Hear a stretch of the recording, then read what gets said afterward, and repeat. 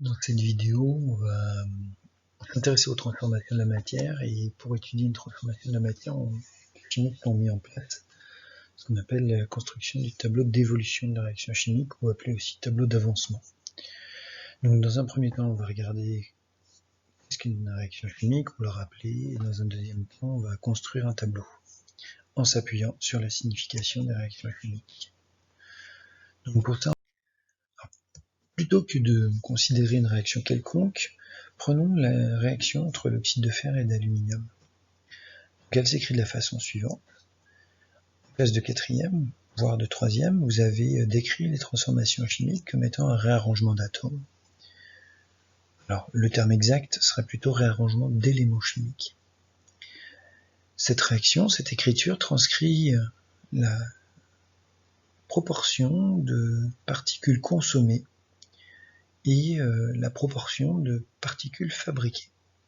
Ainsi, ici, si on consomme 3 oxydes de fer, Fe3O4, et 8 particules d'aluminium, on va fabriquer respectivement 9 éléments fer et 4 particules d'oxyde d'aluminium, Al2O3. Alors, l'objectif d'un tableau d'avancement va être de transcrire l'évolution de la transformation chimique entre l'état initial dans lequel on va mettre les réactifs en commun et l'état final dans lequel on aura fabriqué les produits et lorsque la réaction sera arrêtée. Donc reprenons la réaction chimique et on l'écrit de façon assez élargie, on laisse des espaces, de façon à créer un tableau d'évolution. Ce tableau d'évolution, on l'appelle aussi tableau d'avancement, et il sera fait de 2 parties. La première étant d'évaluer les quantités mises en jeu, ce qui va être une traduction mathématique de la phrase descriptive citée ci-dessus. La seconde partie va être de décrire l'état initial, l'état final, l'état intermédiaire au cours de la transformation. Ainsi, on va constituer des colonnes. Ces colonnes vont séparer chacune des particules et on prendra le soin de bien séparer les réactifs des produits. Réactifs que l'on trouve à gauche et produits que l'on trouve à droite. Ensuite, on va évaluer les quantités mises en jeu, c'est-à-dire traduire mathématiquement les proportions consommées et produites. Pour cela, on utilise les nombres stoichiométriques.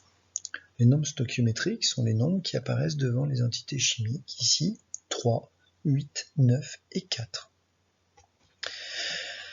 L'oxyde de fer Fe3O4 est consommé. Ainsi, il est consommé, donc on en aura en moins, d'où le signe moins 3, puisqu'on consomme 3 particules.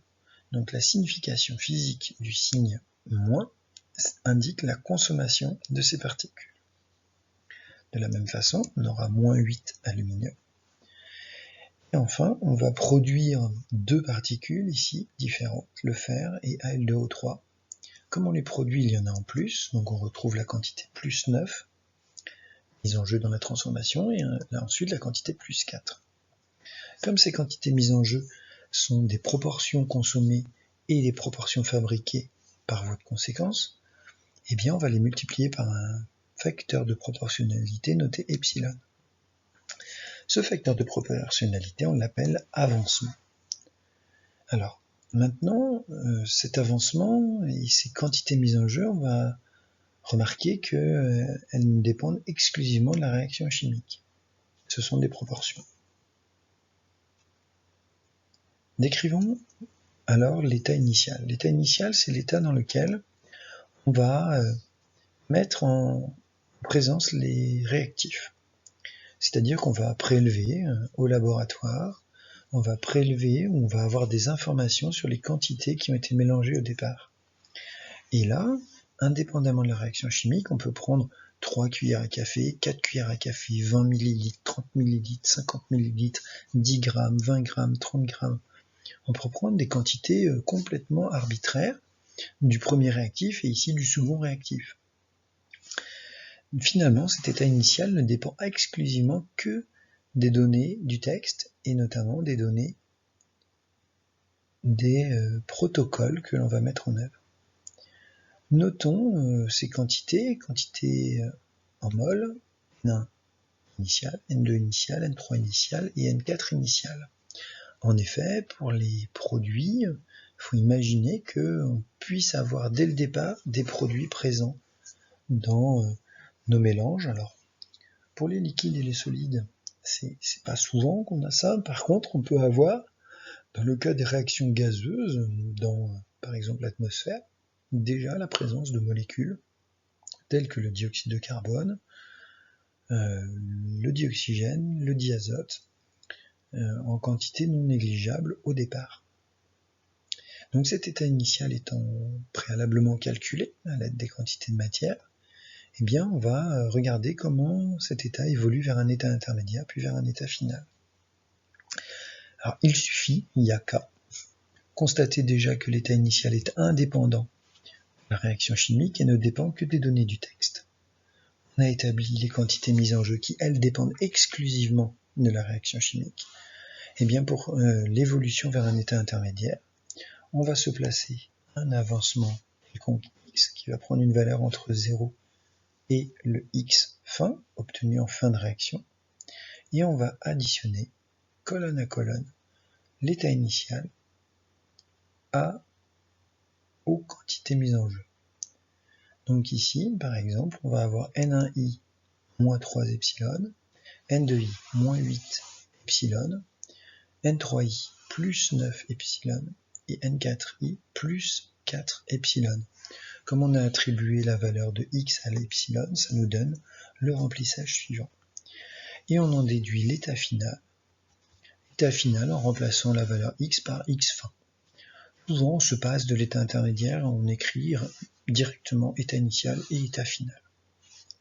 Alors on remarque que l'état final, finalement, correspond à un x ou à un avancement tel que cet avancement soit égal à x fin, c'est l'avancement de fin de réaction, et que l'état initial se déduit de l'état intermédiaire en prenant la valeur 0. 3 fois 0, ça fait 0. N1 moins 3 fois 0, ça fait bien N1 initial. Donc, fort de ces constatations, on peut être amené à remplir un tableau d'avancement et à aboutir au remplissage de ce tableau d'avancement. Étape déterminante pour pouvoir l'exploiter. Retenir qu'une colonne correspond au nombre de particules de l'espèce chimique considérée. Ici, dans cette première colonne, on traite la particule de formule Fe3O4. Donc le nombre que l'on trouve dans la case est le nombre de moles de Fe3O4. À ne pas confondre avec 3 Fe3O4, puisque le nombre stoichiométrique intervient par l'intermédiaire des quantités mises en jeu. La seconde colonne est donc le nombre de moles de Al à tout instant de la transformation. Et les deux dernières colonnes, ce sont les nombres de moles respectivement du fer et de Al2O3. Donc j'espère que cette petite construction va vous permettre d'acquérir rapidement les compétences nécessaires au fait de dresser un tableau d'avancement correctement. Reste maintenant à le remplir avec des données numériques qui devront être issues soit des protocoles que vous mettrez en place en travaux pratiques ou en activité expérimentale, soit des énoncés des exercices.